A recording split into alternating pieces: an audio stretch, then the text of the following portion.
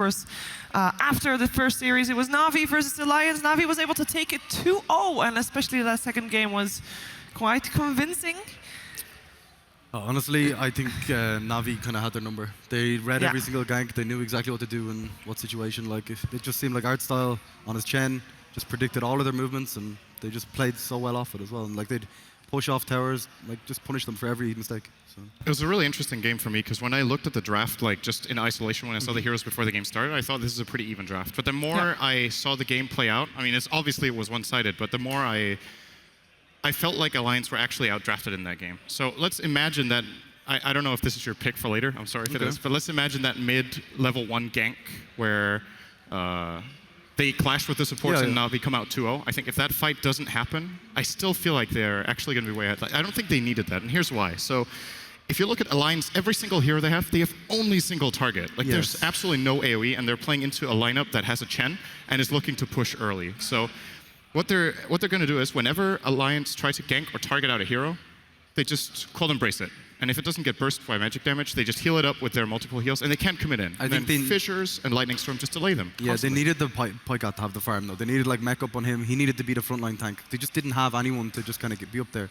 Like Loda, he went for the Midas, which I think he needed in that game. Like he needed to go late, but they just couldn't stall late enough. No, it just went really fast because they also had no wave clear. No. Like they don't have the solutions you need against a lineup with Chen in the early mid game. Like either you have a lot of team fight so that when the push comes you kill them, or you have the heroes that can stall the push so it doesn't succeed. But they had neither, so they just got pretty much run over. And then what was I gonna say? Obviously the shit, I really lost my trail of thought there. I don't know where I was going with that. The Wraith King maybe? Was it the Wraith King?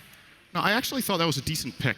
But in hindsight, maybe more AoE control would have worked, but I don't think one hero could have done it. Like, they needed to identify that problem early in the draft. But the Chen was the 5th pick, so again, Na'Vi pull out a really good 5th pick that really just had a huge impact in the game and don't really leave their opponents much of a counterplay. So.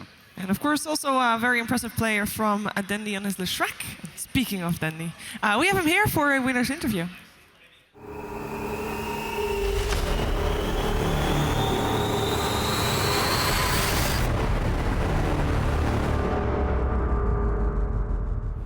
Welcome to the couch, Dendy. Congratulations on your match. Thank you. Thank you. I actually am curious. I mean, I've heard a lot of people say Na'Vi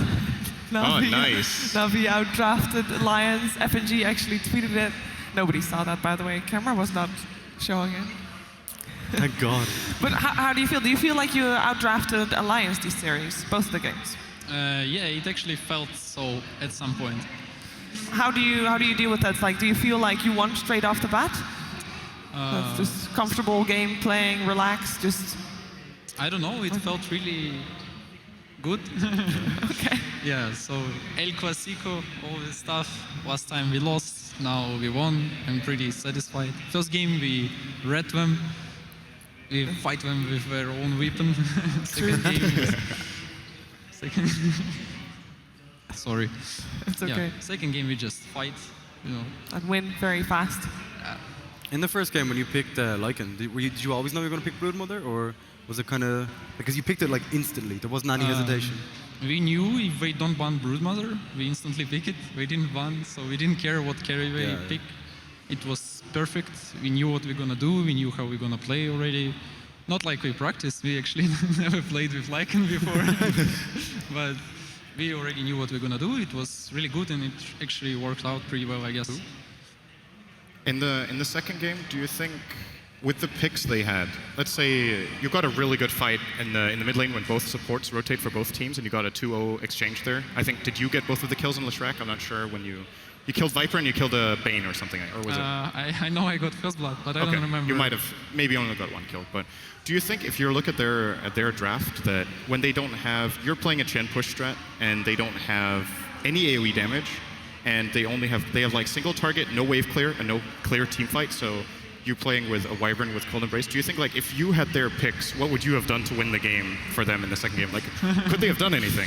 This question, I would surrender probably, but it's just, it's really hard. They outdrafted, like the way they drafted themselves in a cage, but they have no ways out. We wanted to give them Wisp. We knew they like Wisp. We knew we were gonna pick it. When we played around, we took 2 really good cores, and when we had tons of AoE damage, tons of stuns, really strong nukes, a lot of disables and all this stuff, and they had only target spells on every hero. Only AoE spells they get actually Wisps. Yeah, spirits. And that's probably it. They had Vayne target spells, Viper target spells, who else? Race King target spells. So, and whatever last pick they would get, it would be still, I don't know what would actually help them to win that game. Chen pick was really perfect as last that was pick, really good. and we actually wanted to pick Darkseer or Chen, so they banned Darkseer and they were fine, whatever. It worked out really well. It was a very short game. Despite it being a short game, there were some moments that stood out to Shane, and he has a replay for us to show us.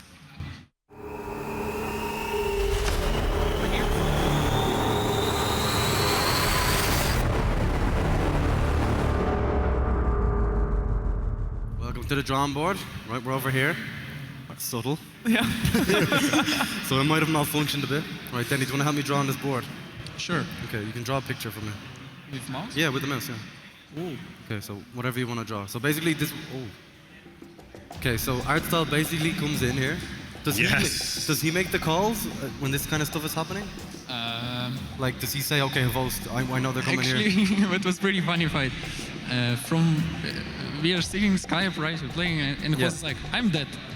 And then, and then like, Snake is like, what? Oh yeah, you're dead. And then 1 kill, 2nd kill. That's hilarious, actually.